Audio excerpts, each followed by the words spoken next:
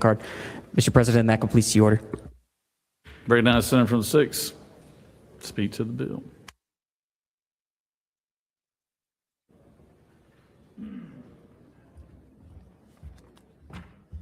Thank you, Mr. President. Ladies and gentlemen, bring back to you SB 220 that we passed out of this chamber last year. And I'm going to just review the facts of what has changed from that bill in the House version to from our version.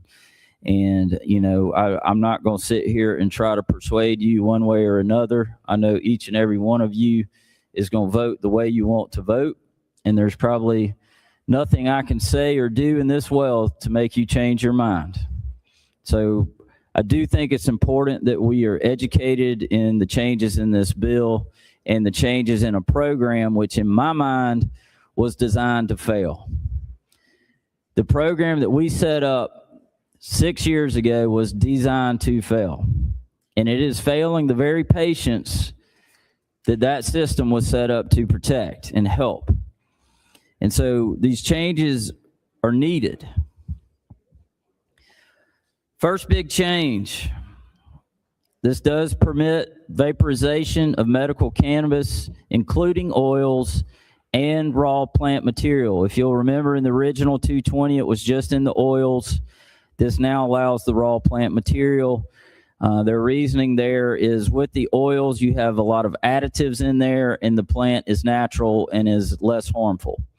The House did add that any of these illnesses, no matter which one you have, you still have to be over 21. That was not in the original 220, so I applaud them for that change. They also added a change that it had to be in a private setting. You'll see that on page 17, lines 400 through 415.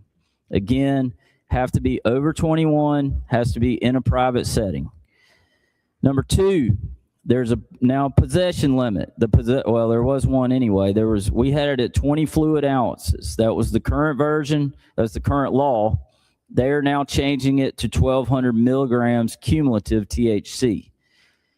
Right now, you can have a product. These patients can have a product with 1,200 milligrams in it, but it is limited to 20 fluid ounces. We are simply converting from fluid ounces to milligrams. It being a medicine, it's important that we have the proper dosages. And it's hard to have proper dosages when you're talking about a percent when no other medicine out there talks in percentages. That goes to it eliminates the 5% THC cap, and it does establish that 1,200 milligram per package limit. This, again, it allows for consistent dosage comparison across product types. It modernizes product definition to accommodate new forms. This excludes hemp and cannabis-infused foods.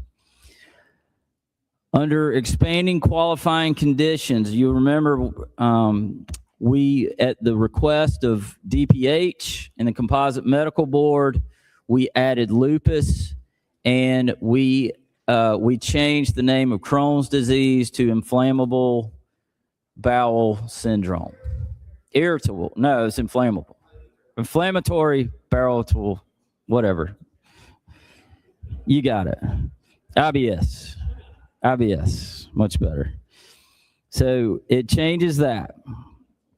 Now, they did add severe arthritis and severe insomnia, and I will come back to that because that is part of one of the amendments. Under improving patient care, we're allowing the caregiver the caregiver is expanded to include designated adults without requiring guardianship in healthcare institutions where a patient receives care. So in some of our nursing homes, you have people that cannot get out of the bed that qualify have one of these qualifying conditions, and it is important that their caregiver be able to get this for their patients. There is an anti-burden clause. DPH is now barred from excessive fees or unduly burdensome rules on card issuance. This is to help keep costs down for our patients. There is a provision on electronic cards at the patient's election. Again, I will get to that, and that's in Amendment 1A. I will come back to that one. We are on the cards. If you have a condition that is irreversible or incurable, instead of having to come back every single year and get a new card, we're giving them a 5-year card for those types of patients and those types of patients only. And then it establishes a medical judgment standard. The physician must find benefits outweigh potential health risk. You'll see that on page 19, lines 465 through 468. On page 13, lines 308 through 312, you'll see some language that replaces the 1,000-foot setback, and it is now in line with our liquor law standards. So we have setbacks with our liquor stores out there and our bars, and feel like the dispensary should match up with that and not have some arbitrary number that we made up 7 years ago. We're strengthening transparency and oversight. The commission public awareness mandates allows outreach to patients, law enforcement, and providers. We currently have an advertising blanket ban. We're allowing limited informational communication, safeguards against unsupported medical claims, false statements, and of course, child-targeted content. And then we're saying that the physician must maintain a principal practice in Georgia. This eliminates FDA waiver requiring patients to state benefits are unknown. You'll see those on pages 21 and 23 in lines 503 and 566 through 569. Now, to the amendments. To me, one of the most important things we have done in our law is that we have required DPH and the Composite Medical Board to tell us when we should add an illness to our list. And let me tell you why that's important. Number one, it takes it out of political hands and it puts it in medical hands. And for those of you out there that are against recreational marijuana, myself included, what we learned during the study committee when we set this up back in 2019 is, we were told by the people that did not want the program, all states that start with medical marijuana, it leads to recreational. So I asked the question, why? And then I looked at why. And in all those states, what you saw was the list of illnesses, the qualifying conditions. It grew until everyone could get a card. And at that point, you might as well make it recreational. This state does it different. We have put it in medical hands to where the program, we have a tight lock around those qualifying conditions. And we are taking advice from medical experts to understand when we are going to add a condition. That is why I offered Amendment 1. It takes away the House ad of severe insomnia and severe arthritis. And I truly believe in what we did. And when we put that into statute, I believe we actually did it in 2018, the year before we passed, before we passed the law that put in this program. Now, going on to Amendment 1A. 1A is around those electronic cards. And we are simply saying there is a cost involved with that with DPH. I'm told it's somewhere in the neighborhood of $650,000 for the initial software to get that program up. And so I'm simply just adding a clause. The only part of this I'm changing is I'm saying that portion of this bill is subject to appropriations. With that, Mr. President, I'll yield for questions. You have no questions, Senator. Awesome. Well, I urge your favorable support for SB 220. Recognize Senator for the 13th.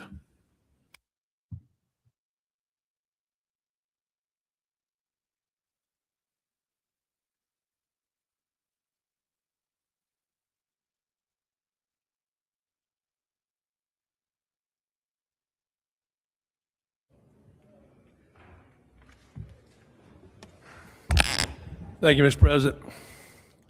Okay, can everybody hear me? Because I'm going to get real quiet. I'm going to say it real quiet. THC. THC. Did it scare anybody? It seemed like there's some in this room that's scared of THC. Let's try another word here. How about tramadol? How about other hard drugs like oxycodone, oxycontin, those type things? I mean, does that scare anybody? Because people that I know literally are hooked on it because they have pains, they have all kinds of things that goes on in their body. But when we say the word THC, you know why folks don't like that? Well, it works from what I found out. I have a person in my family that suffers greatly from migraines. Greatly. I mean, we're talking about I carried this person to every witch doctor in the dang country to try to do something about migraines. You know what helps her migraines? The gummies, THC, helps her migraines. Okay, now here we go. Now let's talk about this. Let's go a little deeper here. Big Pharma doesn't want this. Did you hear me? Big Pharma doesn't want this. They don't control this. It's not one of their drugs that they hook everybody on and get you all tied up where you're going to be on the drugs the rest of your life. So Big Pharma obviously is not against THC. They're against this kind of stuff. I greatly appreciate the work that Senator from the 6th has done on this, because when I first came in this body in 2019, I stood before you all and I told you I don't drink, smoke, or do drugs, never have, never did, never will. I'm a teetotaler. I'm the cheap date. When the lobbyists take me out, I'm the cheap date. Okay, I don't have all the excess on my bill out there. I'm just wanting a little meal, let's go home. That type thing. I'm the cheap date. But we don't ever want to talk about banning things that cause trouble. Let's talk about banning alcohol. It's been legally killing people for 200 years. But I guarantee you that vote would fail in here, and it would fail miserably. It would fail across the hall, and it would fail miserably. You know why? Because everybody likes their alcohol. Everybody wants their little high, little buzz, whatever you get off the alcohol. They want to feel good about it, okay? But is it destroyed families? Absolutely. Do drugs destroy family? Absolutely. But when drugs are controlled, like we're doing here, you're giving families what we promised them that we would give them. And I stood before you on Sign and Die about 4 years ago, and we lost by one vote working on this program because we told these people, these folks went out and bought a license that the state of Georgia sold them for some enormous amount, and they spent millions, and I use that word with the S, millions with an S, to build these facilities to do exactly what we put in law to ask them to do. All the cameras, all the studies, all the security, etc., to build these facilities to have to do and produce this THC that we want to get to people. Now, you know why our registry is so low in Georgia and other states it's so high? Because we give them some old oil to put under their tongue. Nobody wants oil under their tongue. They want a gummy, or they want to vape it in some form or fashion to get the results at what it gives you. Now, I'll be quite candid with you. I can sit down with you and tell you stories of folks in college that would get absolutely positively drunk. You take 10 people, line them up on the wall and get them drunk. 8 of them want to fight you. You hear me? 8 of them want to fight you. You take 10 people and get them a little THC, a little high, all they want to do is sit there and sing Kumbaya, eat a sandwich, think about sleep, or the other S word, okay? That's all they want to do. They don't go home, they don't beat mama. They don't go home, they don't beat the children. They don't go home and do any of that kind of stuff. They just go home happy. Can I get amen? You see what I'm saying? I mean, that's where we're at in this world, folks. And we keep trying to push this bad thing called THC under the rug and act like it's not happening. Do y'all know what the black market for marijuana is in Atlanta? I live over in a little place when I live up here called Centennial Park. You can't hardly walk outside without getting high. I mean, real high.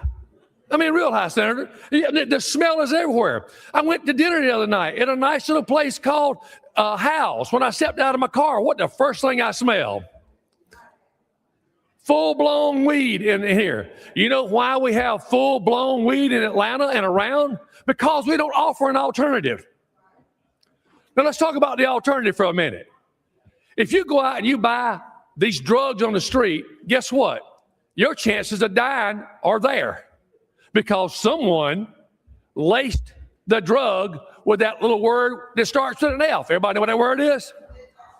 Fentanyl. Okay, they laced this drug. Now, let's look at it on this side. If this passes and we get quality control that we have put in place, now stay with me on this, guess what? If someone dies on that drug, it's got a track record it follows, it's got a QR code, it's got all the things to go back to know where this came from. So guess what we're doing? We're making it safe for people. We're making it safe for people to get their drugs, like going to your pharmacy and getting your Oxycontin. You hope and pray you're getting a true, real drug that's been prescribed to you. Same thing you will get here if they have a medical card and they go and do the work that they're supposed to do to get things done. Now, one more thing I want to point out to you here. It is so easy to vote no. When I first came in this body, everybody said, now, if you ain't sure about something and you really have an issue with it, just vote no. It's a safe vote. Yes is a vote that you need to be thinking about at all times, because when you vote yes, you're sitting there and saying, I am committed to making it better. I want to make it better because I'm willing to vote yes. And I'm willing to vote yes because I think it's better for people out there. I witnessed 8 or 10, well, it's been longer than that, a young lady that had epilepsy, what do you want to call it? And with just a little THC, it stopped. It stopped. All the powerful drugs that Big Pharma could give this young lady did not stop it. But this did. Now, am I against recreational marijuana, as the senator from 6 said? Absolutely. You know why? We can't hardly figure out how to do it on this thing. How are we ever going to figure out how to do recreational marijuana? Okay? You can't figure it out because it always involves what? What does the senator right there from the 26 say? All about the money. All about the money. Can I get, amen, boss? All about the money. Okay? Here we are, right here. We've been debating this since 2019, I know. I know we've been debating since 2009 because that's when I came in midsection. And I could have easily voted no. Once again, I don't do drugs, don't drink, don't smoke. I can vote no. I can ban alcohol right now. Okay, I can vote to do it right now. And I go home and sleep good about it. But I know what things have to be done, the way things have to be done. And there is a method to all madness. Okay, guys? There's a method here. And the method is put it in law, codify it, make it where we can track it, stand up, vote for what's right, give people what they want, stop the black market out there, and give them quality THC that they can help with their aches and pains. And I doubt very seriously there's many people in here that don't have aches and pains. There you go. I doubt very seriously. And aches and pains don't have to have Oxycontin, oxycodone, tramadol, all these incredible drugs that are out there to get you where you need to be. When you can take a little THC that's very well monitored and hopefully give you a chance to have a better life. Folks, I will say this, and I will sit down and I'll yield to anybody else who wants to talk. I appreciate these people that went out and spent millions of dollars to do what the state told them to do. They followed all the laws. They met all the requirements. You know why? If they'd not done that, they would have not gotten their license. So they met all the laws. They did all the stuff. And then guess what we told them? You can't sell your product. If we'd have told any other industry this, we'd have had lawsuits out the yin-yang. They'd have been on us all over the place with lawsuits. If we'd have said, spend millions, but you can't sell your products. Folks, we have a chance here to make it right. I'm asking you to do what's right and vote yes, support this bill, allow it to be controlled, allow it to help people that need help. Please vote yes on this bill and the Senator from the 6 2 amendments. Mr. President, no questions, I yield to Will. You have one question, Senator. Let's bring it on. Senator from the 33rd, do you have a question? Thank you, Mr. President. You With Senator need some THC? Yes, sir, I yield. I'm just an old boy from Marietta, Georgia, and I just want to know, how do you spell THC? I believe it's capital T, capital H, and capital C. Thank you, sir. Mr. President, I yield to Will. Recognize Senator from the 37th.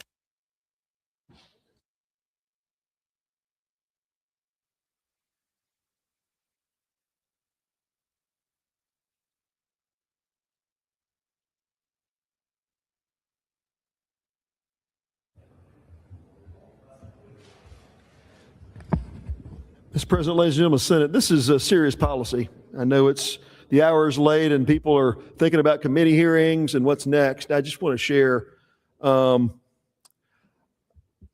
got grave concerns about where we're going as a state with THC. But what was raised earlier by some of our members, this program wasn't set up to fail. This program was set up to be something fundamentally different than what it is. This program started in 2015 with the Haley's Hope Act. In fact, I was a member of the House of Representatives, as some of you were here, and we passed a bill after a couple years debate that looked to address a medical condition. There was a young lady from Middle Georgia who was wheelchair bound, and her parents actually wheeled her into the back of the House chambers because she was suffering with such debilitating seizures that the pharmacological chemical traits that existed in low THC oil was a game changer for her life. Now, when I talk about the pharmacological value, we have not, as a nation, done the kind of research that's got our hands around all the different constituent parts and pieces of low THC oil that help solve those kinds of conditions. But we became convinced as a legislature that the cannabinoids, the CBD with trace amounts of THC could solve those conditions because those conditions are very serious. And it's something we recognize in our hearts and our brains we needed to do. You know, most things that we abuse in our culture, be it alcohol or be it other naturally occurring substances, come not from the substances it's created in nature, but by the way we can change and abuse it as persons. Now, if you think about the hemp, the cannabis plant that's naturally occurring in nature before they started to be bred and prepared and cultivated for higher THC content for the high value that it gets, naturally occurring, the THC content in naturally occurring hemp and cannabis is about 0.3% by weight. Some is as high as 0.5%. When we passed Haley's Hope Act in 2015, what we passed in that statute was allowing low THC oil that was 0.5%, 0.5%, 1 part in 200 THC by weight, because we recognized it was the pharmacological value of these cannabinoids and the hundreds of different substances that was actually being making a difference in the lives of these patients. And that's why we did this. We did not set this program up to fail. We set this program up to do something fundamentally different than what the bill before us, 220, does. What 220 does, friends, and let's be very clear about this, and there's differences in policy. I don't expect every senator to see things exactly as I see things, but the people of Georgia need to understand what this bill is allowing substances to be vaped, freebased, taken right, ingested right into your lungs of up to 90% THC. almost pure THC. Again, it's not for the pharmacological effect of the cannabinoids and the oils and the CBD, all these things that we started this process in 2015 to do. That was for what I call the pharmacological effect, the drug effect, the effect of how a substance works within a human body to heal conditions. What THC does, THC is an hallucinogen. THC gives the high that the senator, my friend from the 13th, was talking about. In fact, it's considered by many much more desirable than the high that comes from alcohol. That's what we're here for. What's before us is a bill that gets people high on THC. That's what this is about. This legislature started this for the purpose of solving intractable conditions that modern medicine couldn't solve for people. Seizures that kids had multiple times an hour that couldn't be solved by modern medicine. We saw some traction, we saw some progress with what we did in 2015. What's before us today, though, citizens of Georgia, members, is a bill about getting people high. Now, we use a series of conditions. There's a whole laundry list of things in here, from PTSD to different kinds of pain to different kinds of conditions. I'm not callous to the hard conditions folks face in their lives. But let's be very clear. The bill before us today, 220, is a bill about lifting the THC percentage in a substance and making it unlimited. You can have as concentrated THC as you want, and you can vape it, take it right into your lungs. The same process of ingesting into your lungs as the smoking process. It's not smoking as we understand it, but it's the same process, comes right into your lungs in a vapor form, very bioavailable, and it gets people high very quickly and very powerfully. That's what this bill's about. So I just want members of the people in Georgia to understand this is not a bill about low THC oil. This is not the bill that we started with in 2015. This bill is about using a medically vetted process, meaning you go to a doctor that is in the business of prescribing people marijuana, getting a card, and unlike any other prescription, you're not getting a prescription filled by the doctor. This is not a case where a doctor prescribes you so many pills or so many doses. This is a card that you get, and when you get it, you go into the THC store. You go into the marijuana store, as it were, and you get as much of this stuff as you want to buy because you've got the card to purchase unlimited amounts. Now, you've got these limitations. You've got this 12,000 milligram limit. But friends, that is multiple doses. That's a tremendous amount of quantity here. What we're doing in this bill is we're saying if you go and get the doctor that does this to give you this card, regulatory agencies don't have anything to say about it. It's the doctor gives you the card. You go into as some of our members have said, you go into the THC candy store and you buy the products that you want. And it's not about low THC oil for pharmacological benefit. It's about the THC to get you high. And we can call this medical marijuana. You can call it what you want to call it. But friends, that's what we're debating here. Giving people the ability to take a card and go get concentrated 90% THC to take into their lungs through a vaping process. That's what this is about. Now, you can call that recreational, you can call it medicinal, but you can't fool the words on the page. That's what we're debating, friends. It's on that basis I disagree with 220 as it's being presented. I'll support the Senator from 29th's amendment to put some more controls on this. But I want us to understand what we're talking about here. This is not low THC oil to solve the problems of little girls that have serious medical conditions that modern medical science can't otherwise solve. This is something very different. It's about getting people high on THC with concentrated THC into their lungs. That's a very different proposition than what most folks think about being medicinal marijuana. That, Mr. President, urge your support of the Senator from 29th Amendment. Recognize Senator from the 1st.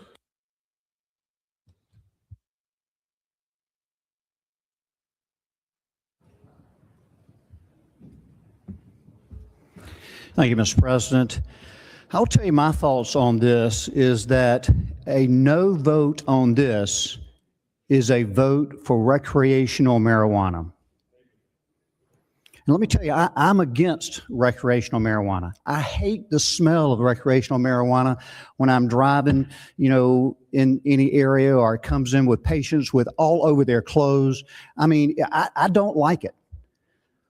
So, in my opinion, if we don't continue to improve this legislation and improve what we have passed, we're going down the slippery slope of recreational marijuana, which I am against. To me, that's the big picture. Let's talk a little bit about the small picture. The small picture is, if you turn to line 504, you'll see what's aimed at the physician in New York State who happened to have a license in Georgia, registered over 4,000 patients here in the state of Georgia. That line or lines eliminates that. So I want to be clear on that. The physician in New York will not be able to do telemedicine and register a crazy amount of patients. It says the principal place of practice is located in the state. Pretty simple and straightforward. And let's discuss a little bit about how we got here.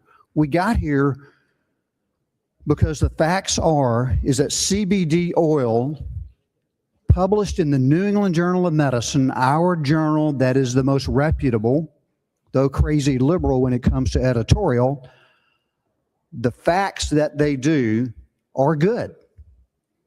Good articles showing the Epidiolex, which was the brand, but its CBD oil works for seizures. We had anecdotal evidence by a physician and his child that actually moved to Colorado so they could get the CBD oil with some THC in it. And that's what worked for them, and that's what we went with initially with the percentages. What this does, this brings us into modern healthcare. Instead of doing a percentage, we're doing milligrams. It makes it much more easily determined and amount done like we do in the usual practice of medicine. Milligrams, grams, and that's what we do.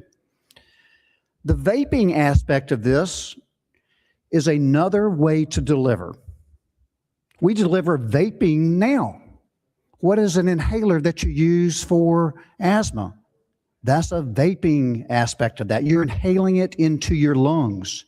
You treat that way. There are other medicines that we also prescribe that way, but we also prescribe on the skin. We prescribe intravenously, we prescribe intramuscularly, we obviously prescribe orally, we prescribe suppositories. There are multiple different ways that we prescribe. It is one way to deliver medicine. And then lastly, I wanted to bring up the issue of the diagnoses. The senator from the 6th is absolutely correct. The danger that we have here in the legislature, whether the Senate or over across the hall, is us legislators adding on diagnoses and adding on diagnoses. It makes it so that it becomes laughable, like it was in California, that everybody had a card. And that's why we've changed the name to make it medical cannabis, to reflect what we're hopefully doing. And that's why we're taking it out of it is taken out of our hands and placed with the composite board and the Department of Public Health. That's where it should be. And the senator from the 6th who is carrying this has also fine-tuned it further. Actually, it's the gentleman in the back, and we're all working together on this. But if you'll turn to the diagnoses, you'll see that we did correct that to inflammatory bowel disease instead of just Crohn's. It's going to include ulcerative colitis also. And I'm having a little trouble finding the page there.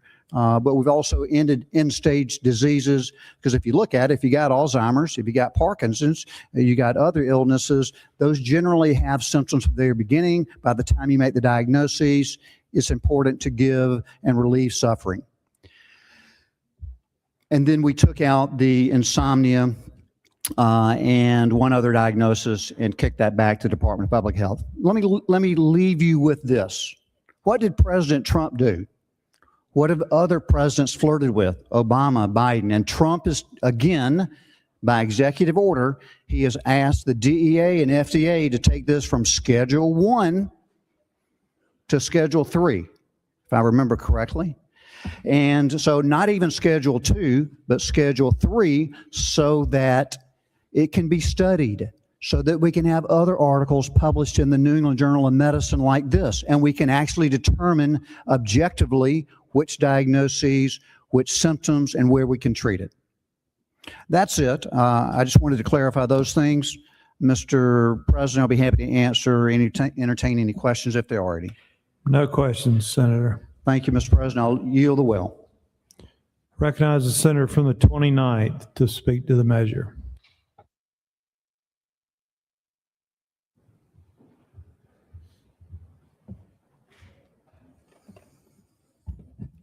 Friends, I stand up here today and I ask you to do two things. I'm asking you to vote against the amendment. I'm asking you to vote against the bill. We passed this out last year. I didn't vote for it then. We sent it over to the House, and the House does what the House does. They get clever. And let me tell you what I'm not here to do. I'm not here if you're locked down on a vote. You vote how you want to vote.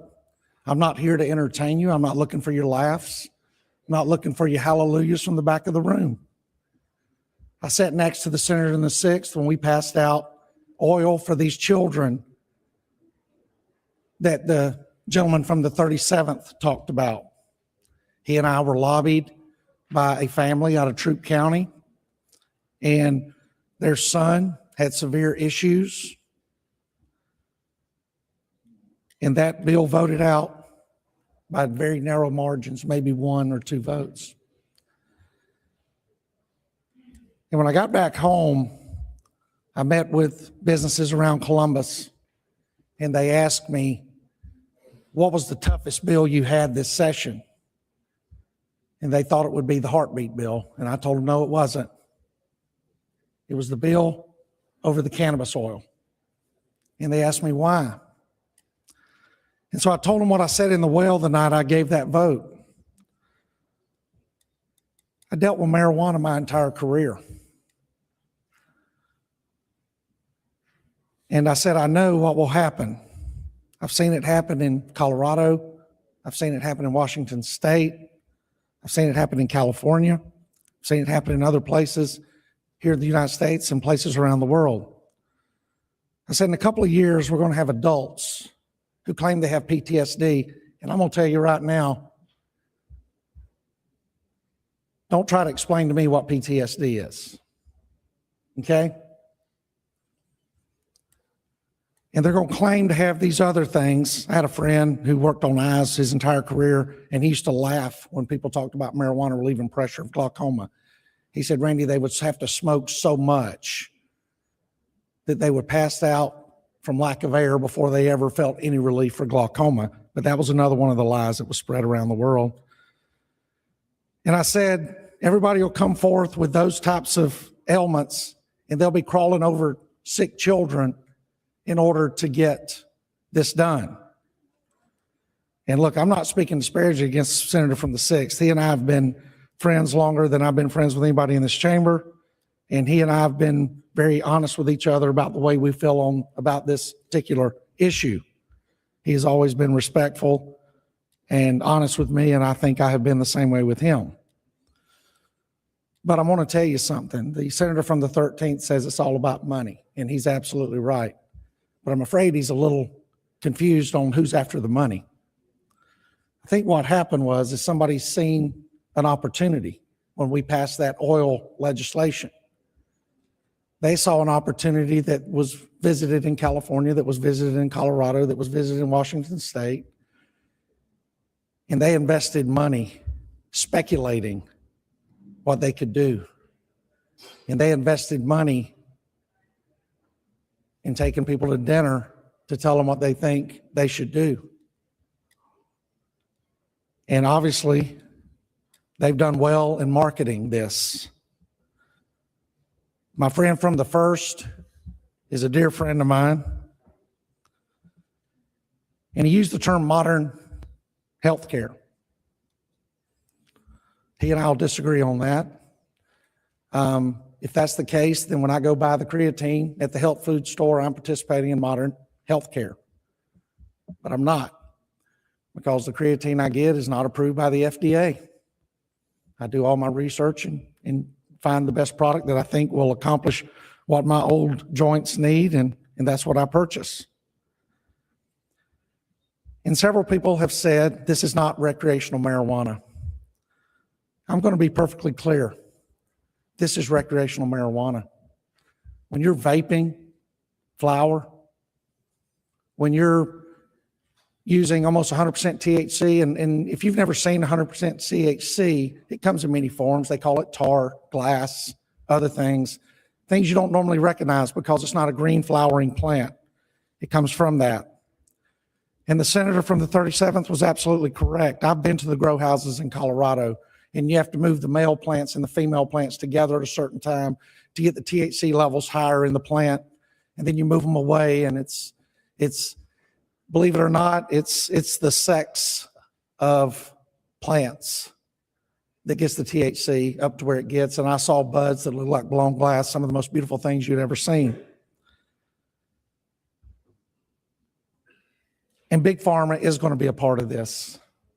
Just like the tobacco companies have transferred their resources in Colorado and California and Washington State over to make money off of marijuana. And again, let's be clear on that point. You can call it cannabis. They go through the legislation that came up from the House, and they want to change the name from the oil. Nobody wants to use the M word because they know the M word is bad. It's marijuana, people. You know, you can talk about industrial hemp all day long until cows come home. We're talking about marijuana. Big Pharma is going to be involved. Big Tobacco is going to be involved.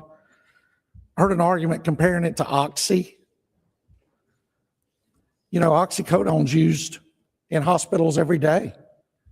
It's prescribed every day to people who don't get addicted to it and who don't abuse it.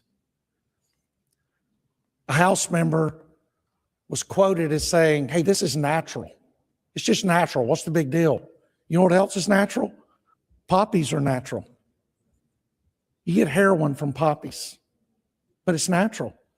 The coca plant is natural. It's where you get cocaine. So let's just kick the tires off this thing and let's go make it all medicinal. We have Epidiolex.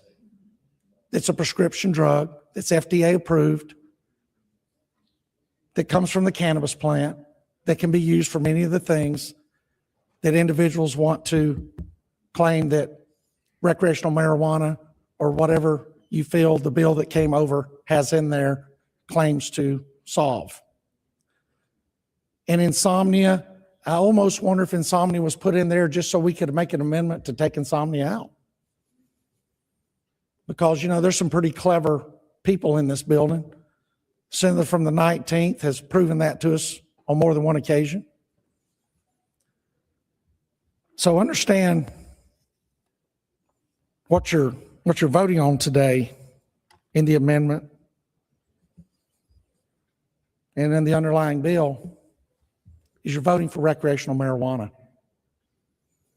What I would rather you do is vote this down, vote in amendment number 2, and let's send it back across.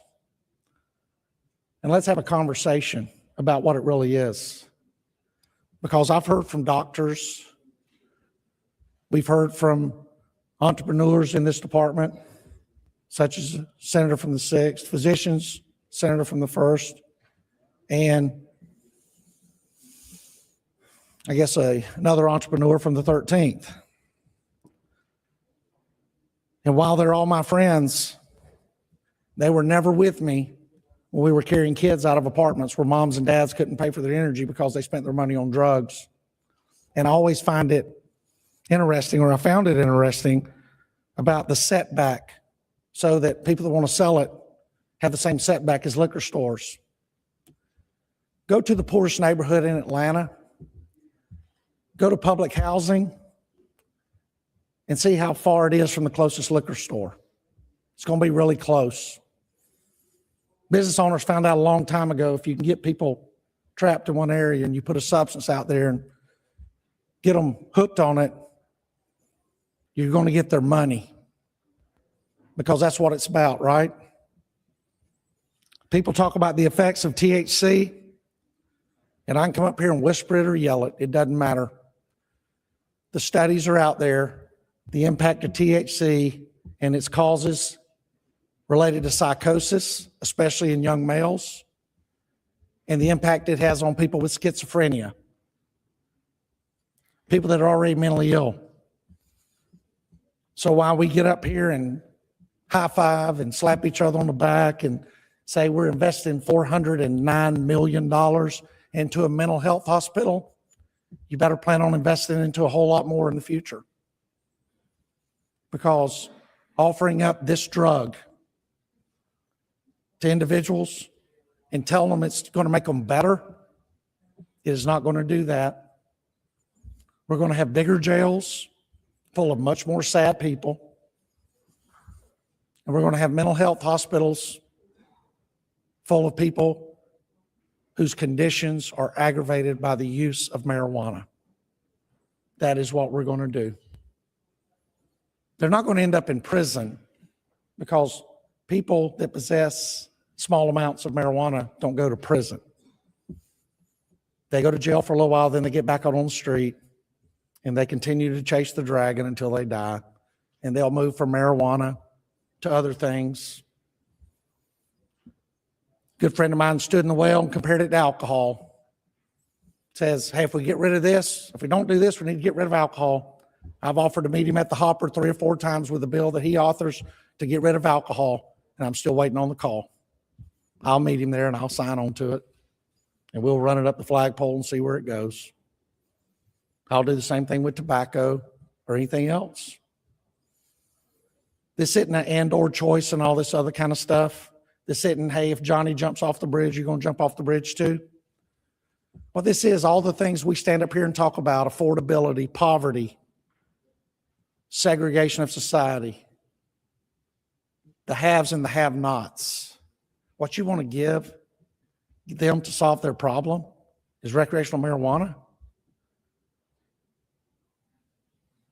This isn't personal. What this is experience. I've seen the absolute devastation caused by marijuana and all the other illegal drugs out there.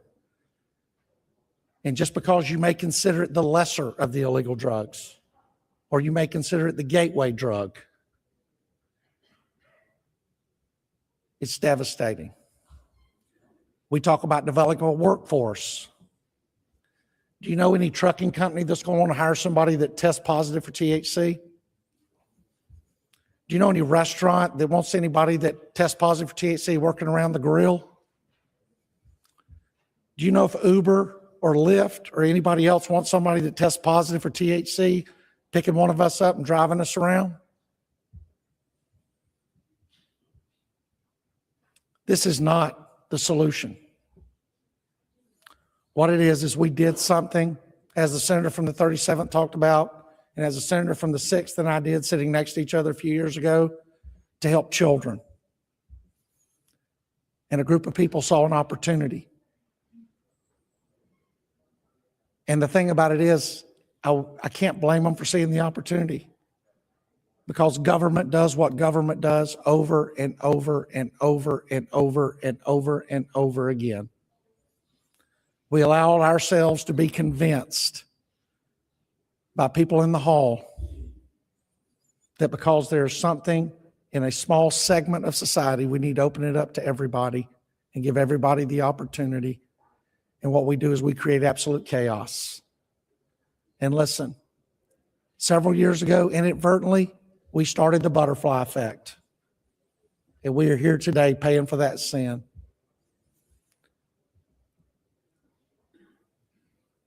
And in all sincerity, everybody knows how I'm going to vote. But I promise you, I will not stop fighting this for as long as there's breath in my body. And I will lay my head on the pillow every night with a clear conscience, knowing that I'm right. Because I'm going to tell you, until you go to those neighborhoods, until you walk into those houses, until you see children cry because you're taking dad to jail or you're taking mom to jail, and you sit out there waiting for DFACs for 5 hours to come pick the children up, and it's because of marijuana, it's because of alcohol, and these all things are together. They're not separate. They all travel together. Then you don't appreciate when we're sitting up here going through a budget process, you don't ever question why we're spending so much money to help people whose damage we are complicit in causing. The appropriations chair said the other day to remind everybody that many people don't realize that every piece of legislation that passes out of here has a cost. And he was talking about physical. Well, believe me when I tell you this, when this legislation passes out of here, there will be a cost. It will be physical, it will be mental, and it will be fiscal. All I can do is ask that you vote no on the amendment, that you vote no on the underlying bill, that you consider amendment number 2, and that we move beyond this, stop building the plane while it's in the air, and take a measured, calculated approach to how we deal with this. And with that, Mr. President, unless there are any questions, I'll yield the well. Thank you. Recognize the senator from the 17th. Speak to the bill.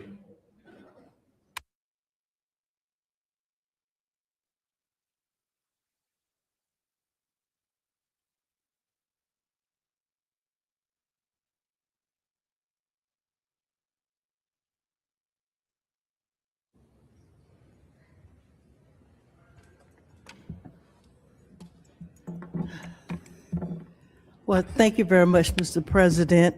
I'll try to be brief. I just rise today to support SB 220. I have lived long enough to understand that sick days may come to all of us. This bill gives patient access to medical cannabis.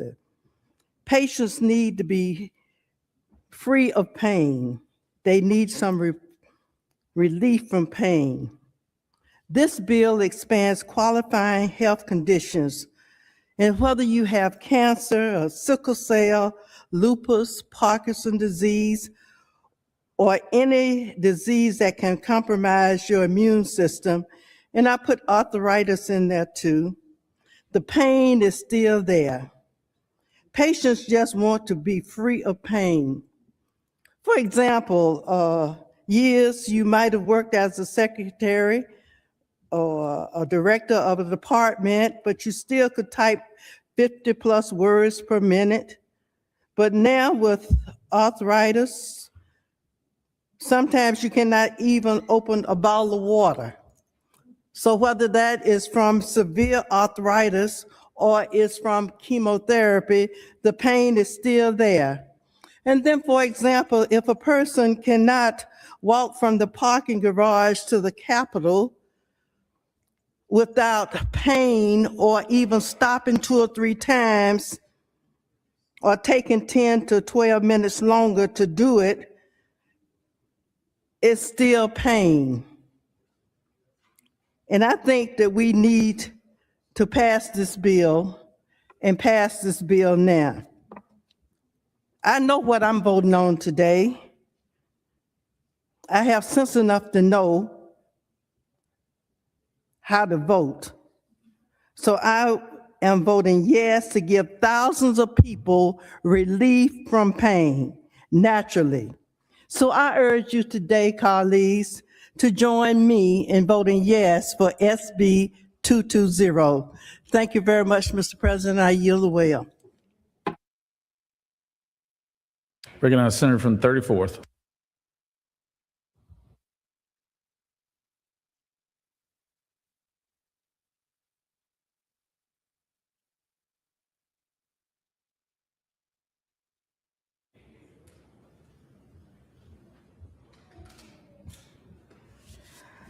Thank you, Mr. President. I rise in support of Senate Bill 220. My colleague from the 29th says that in reference to PTSD, I know what PTSD looks like because I retired with 90% PTSD. After 3 conflicts, 3 knee replacements, my back being injured.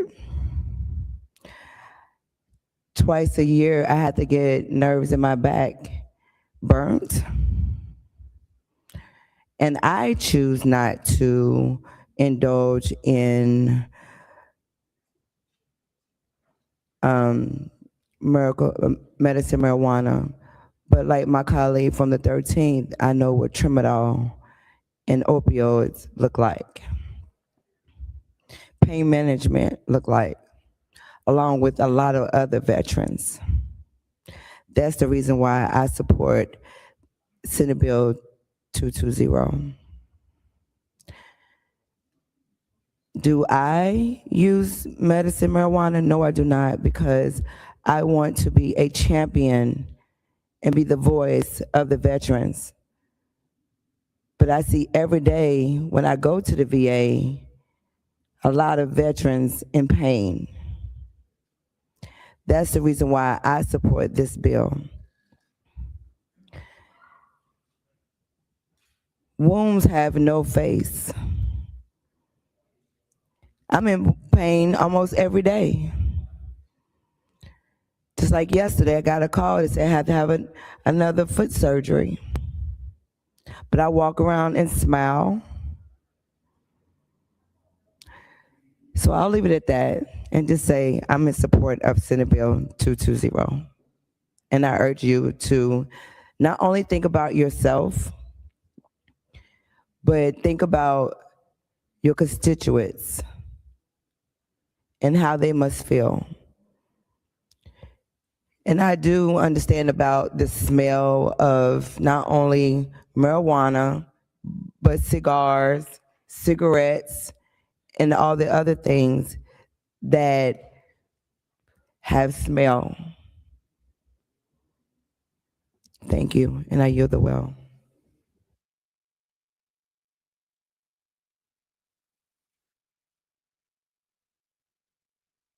Recognize the senator from 56.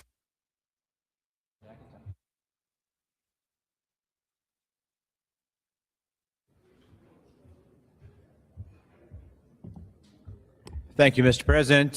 Good afternoon. Much has been said, and I'm not sure if anybody's changed their vote since the senator from the 6th came up here. If you are on the edge, though, I just want to share a couple of things.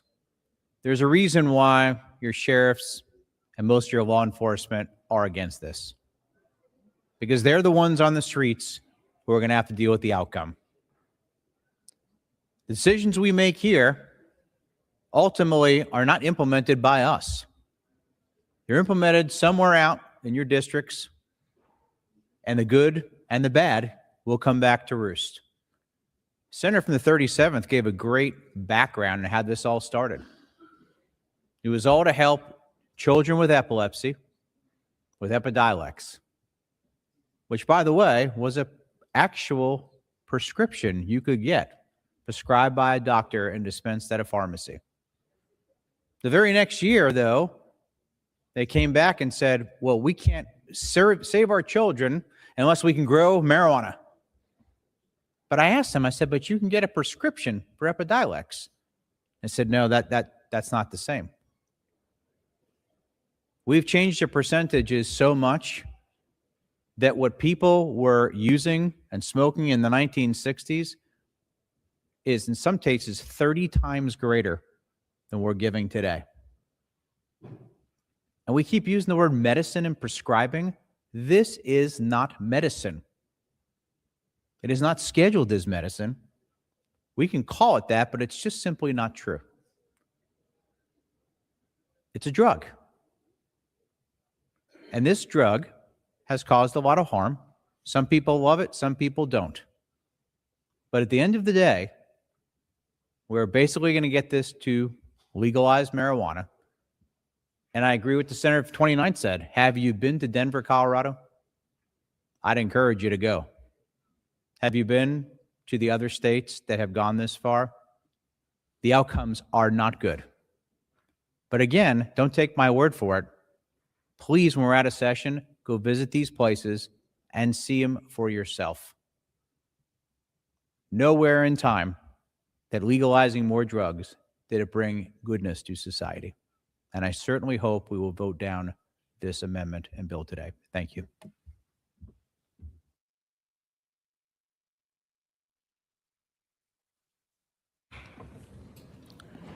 Senator from 6, would you like to close?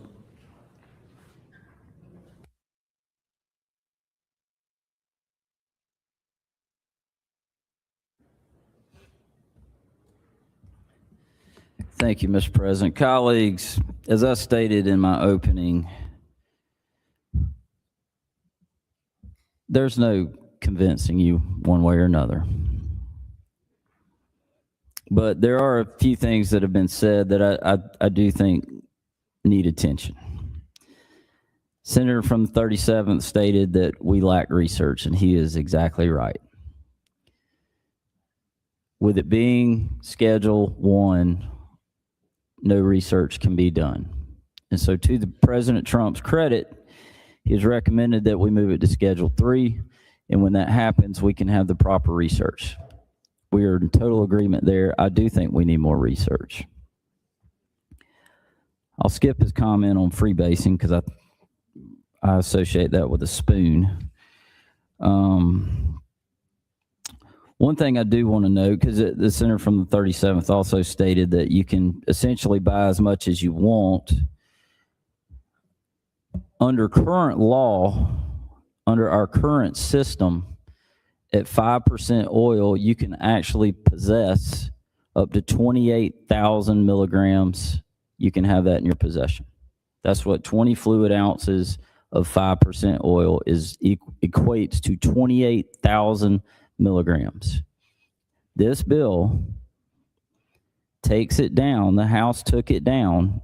It's $1,200 per dose, or 1,200 milligrams per dose, and you can have up to 10 packages. 1,200 milligrams per package. You can have up to 10 packages. So it actually takes it from 28,000 milligrams in your possession down to 12. I will say I have a little reservation about that for some of our rural patients that have to travel long distances, but I'm okay. I mean, that's a 56% reduction in what you can have in possession. The senator from the 56 stated, you know, our law enforcement is going to have trouble enforcing, and I actually spoke with a sheriff earlier around that. And you know, my question to that sheriff was, well, sheriff, if you pull somebody over and they've got 5% oil on them, are you going to test it? Is it at 7? Is it at 4? He doesn't know. So putting it in milligrams, actually, in my opinion, should help with the enforcement of it, because it's very clear. In order to possess, you have to have a card, which means you have one of 17 qualifying conditions. It's got to be less than 12,000 milligrams on you at one time. And if you happen to have any sort of vaping with you at the time, which you're not supposed to have, because this bill says you have to remain in private. Well, if you are caught vaping for whatever reason, and I did misstate earlier that you had to be 21 years old. Actually, the way the House wrote the law, the bill, you actually have to be 22. So you cannot vape if you're 21 years or younger. The senator from the 56 just stated this is not a medicine. Senator, you tell that to the mother that we heard from, whose child was having over 100 seizures a day. And after trying the oil, went to 1 a week. You tell me that's not a medicine. Tell me you wouldn't do that for your child. I would. And then we've heard from my friends, this is recreational. This is a recreational marijuana bill. So let's talk about that. If you want to get high under this bill, you're going to need to go get cancer or have seizures, MS, IBD, mitochondrial disease, Parkinson's, sickle cell, Tourette's, autism, but you got to be at least 18. EB, Alzheimer's, HIV, peripheral neuropathy, PTSD, or lupus. You go get one of those. Then you go see a doctor, and you let that doctor say that this could help you.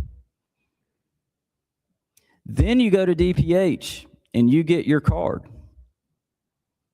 Then you drive however far you got to drive to go to a dispensary, and you spend hundreds, if not thousands of dollars to only get 12,000 milligrams. And then you go home, and then you get high. That's what you're saying. But I've got another idea if you want to get high. Just walk across the street and go into the gas station and buy a THC drink and get high.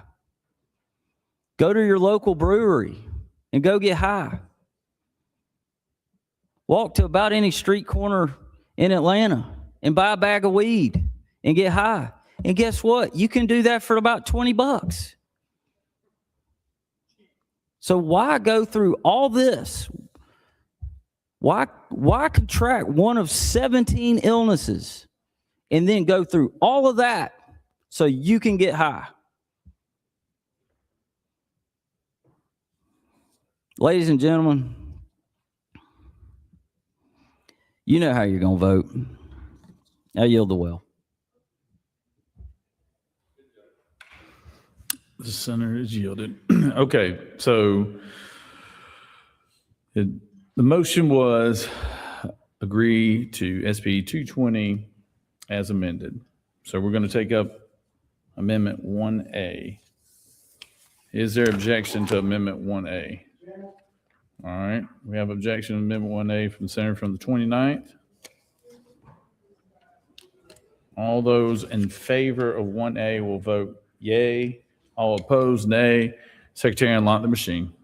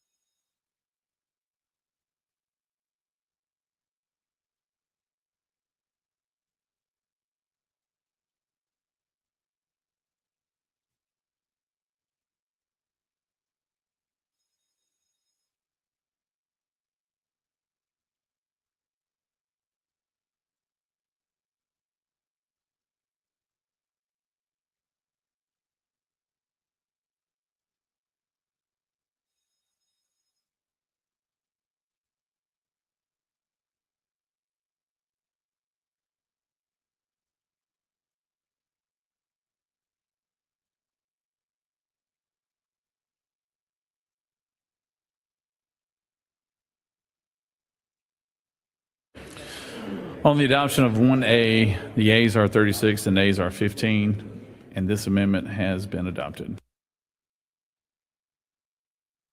Senator from the 37th, your light's on.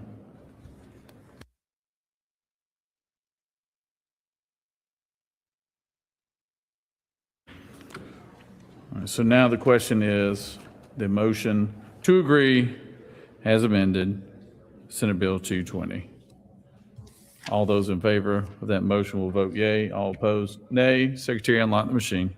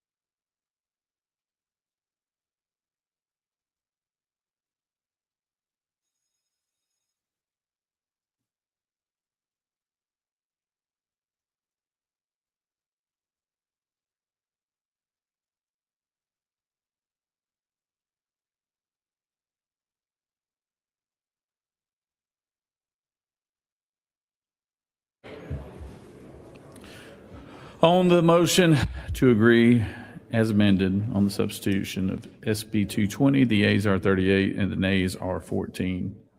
And this has passed.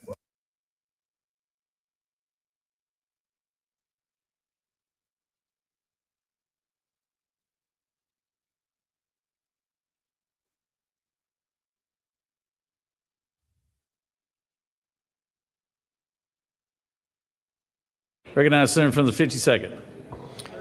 Thank you, Mr. President. Pursuant to Senate Rule 7-110B, I give